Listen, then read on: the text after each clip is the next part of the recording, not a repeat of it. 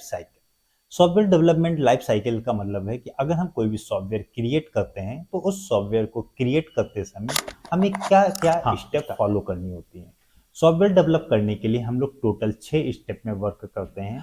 सबसे सॉफ्टवेयर पहले create step. Tapes हो जाती है प्लानिंग करना। मतलब आप कोई भी सॉफ्टवेयर क्रिएट करने जा रहे हो तो सबसे पहले हम उसकी प्लानिंग करते हैं कि हम किस तरह का सॉफ्टवेयर क्रिएट करने जा रहे हैं।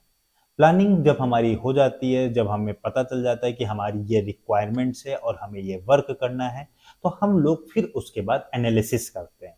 एनालिसिस का मतलब हो जाता है पॉसिबल। मतलब हमारा जो भी हम लोग प्लानिंग किए हैं, क्या वो एनालिसिस है, क्या उसको पॉसिबल हो सकता है कि नहीं। जैसे बहुत लोग तो हवा में भी दीवार खड़ा कर सकते हैं, लेकिन क्या हवा में दीवार खड़ी करना पॉसिबल है। तो जो भी हमने सॉफ्टवेयर क्रिएट करने के लिए प्लानिंग की है, क्या वो सॉफ्टवेयर हमारा क्रिएट हो सकता है। तो इसके लिए एनालिसिस किया जाता है। एनालिसिस होने के बाद जब एनालिसिस भी हो जाता है कि ये सॉफ्टवेयर क्रिएट हो सकता है, तब हम लोग उसका डिजाइन क्रिएट करते हैं। डिजाइन करने के लिए एल्गोरिथम एंड फ्लो चार्ट्स का यूज किया जाता है, जो आगे हम डिस्कस करेंगे एल्गोरिथम और फ्लो चार्ट्स क्या होते हैं। एल्गोरिथम और फ्लो चार्ट पे वर्क करने के बाद फिर वो उसका हम लोग सॉफ्टवेयर टीम को दे देते हैं, फिर उस सॉफ्टवेयर को डेवलप किया जाता है। सॉफ्टवेयर डेवलप करने के बाद फिर उस सॉफ्टवेयर की टेस्टिंग की जाती है कि हमारा सॉफ्टवेयर प्रॉपर वर्क कर रहा है कि नहीं। टेस्टिंग होने के बाद उस सॉफ्टवेयर की मेंटेनेंस वर्क करती है। उस सॉफ्टवेयर को मेंटेन करते रहते हैं और हमारा सॉफ्टवेयर प्रॉपर वर्क करता रहता है। तो अगर हमें कोई भी सॉफ्टवेयर क्रिएट करना होता है, तो हम लोगों को 6 स्टेप में वर्क करना होता है। Planning, analysis, design, development, testing, integration और मेंटेनेंस। ओके। अगर हम लोग एक एग्जांपल लेते हैं, जैसे अमेजॉन ने एक वेबसाइट्स क्रिएट की, तो सबसे पहले उसने प्लानिंग की कि मुझे क्या काम करना है। तो उसने प्लानिंग की कि मुझे एक सॉफ्टवेयर अपने प्रोडक्ट को सेल करना है। अब प्रोडक्ट सेल करने के लिए उसने एनालिसिस किया, क्या ये चीज़ें ऑनलाइन पॉसिबल है। हाँ, उसने कहा हाँ ये पॉसिबल है। तो उसका एक हम लोगों ने डिजाइन क्रिएट किया, algorithm and flow chart create किया। फ्लो चार्ट क्रिएट करने के बाद उसकी एक वेबसाइट डेवलप की गई। वेबसाइट डेवलप करने के बाद उस वेबसाइट को रन करके देखा गया, प्रॉपर रन कर रही थी। टेस्टिंग की गई, टेस्टिंग प्रॉपर हो रही थी। अब वो सॉफ्टवेयर प्रॉपर वर्क कर रही है, लेकिन दिन में आए दिन वो मेंटेन होती रहती है। जैसे प्रोडक्ट में कोई ऑफर आता है, उसको मेंटेन किया जाता है। तो अगर इसी तरह अगर हम कोई सॉफ्टवेयर भी क्रिएट करते हैं, तो टोटल हमारा 6 स्टेप में वर्क होता है। नेक्स्ट टॉपिक आ जाता है हमारा डॉक्यूमेंटेशन।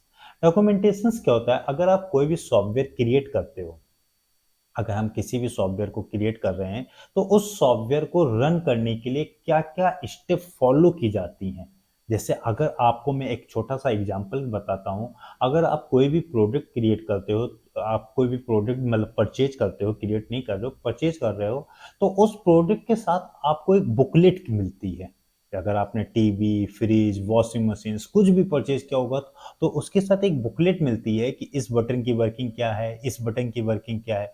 उसी तरह अगर हम एक कोई सॉफ्टवेयर क्रिएट करते हैं, तो सॉफ्टवेयर क्रिएट करते समय हमें एक एक स्टेप सॉफ्टवेयर के लिए लिखनी पड़ती है कि हमारा जो सॉफ्टवेयर है, किस बटन के द्वारा क्या काम होगा, इस बटन के द्वारा क्या काम होगा। पूरे सॉफ्टवेयर की एक एक वर्किंग लिखी जाती है। इस वर्किंग को लिखने को हम लोग क्या कहते हैं, डॉक्यूमेंटेशन। जब डॉक्यूमेंटेशंस क्रिएट करते हैं, तो उसको आसानी से हम एग्जीक्यूट कर सकते हैं। अगर आप किसी भी सॉफ्टवेयर की देखो, एमएस वर्ड, एक्सेल, सबकी एक डॉक्यूमेंटेशंस क्रिएट की गई है, जिसमें आप किसी के द्वारा हेल्प को पढ़ सकते हो। नेक्स्ट टॉपिक हमारा आ जाता है डॉक्यूमेंटेशंस के बाद। डॉक्यूमेंटेशंस के बाद आ जाता है एल्गोरिथम्स। एल्गोरिथम्स क्या होती हैं, अगर हम किसी भी प्रोसेस को स्टेप बाय स्टेप सॉल्व करते रहते हैं। अगर हमें कोई भी प्रॉब्लम दी गई है और उस प्रॉब्लम को हम स्टेप बाय स्टेप लिखते रहते हैं, तो दिस इज कॉल्ड एल्गोरिथम।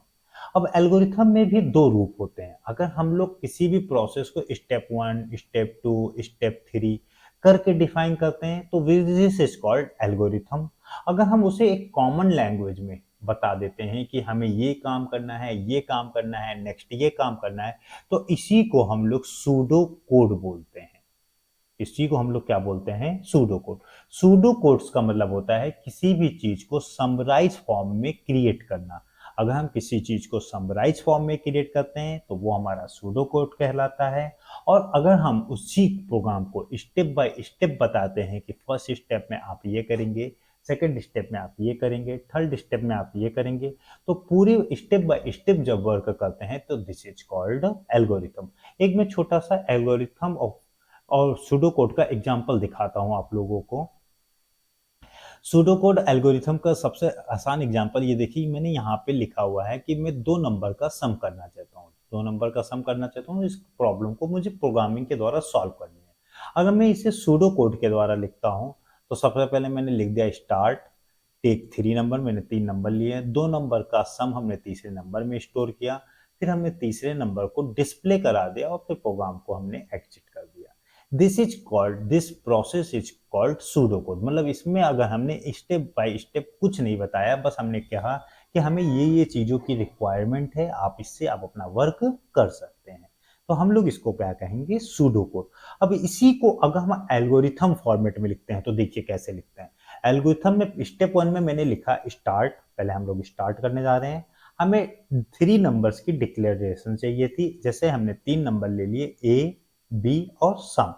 फिर हमने 3 वैल्यू को इनपुट कर, दो वैल्यू को इनपुट कर लिया, ए में वैल्यू डाल ली और बी में वैल्यू डाल ली।